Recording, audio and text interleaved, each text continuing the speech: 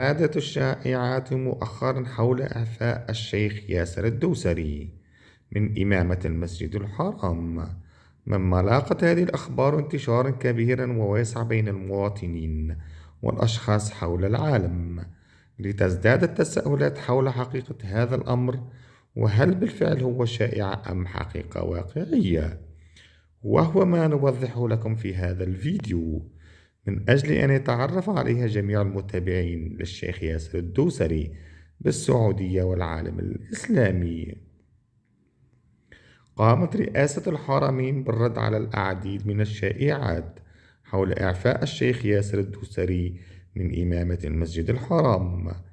ليؤكد بأنها مجرد شائعة لا أساس لها من الصحة،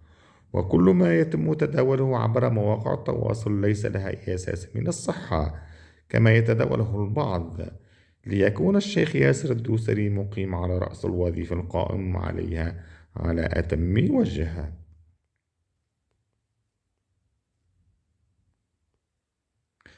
ويذكر أن الدكتور ياسر الدوسري له ملايين المتابعين في الوطن العربي والإسلامي،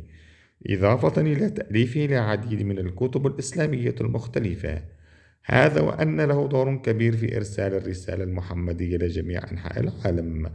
عبر منصات التواصل الاجتماعي الخاصة به، ويمكن البحث عنها بالعديد من اللغات العربية والأجنبية.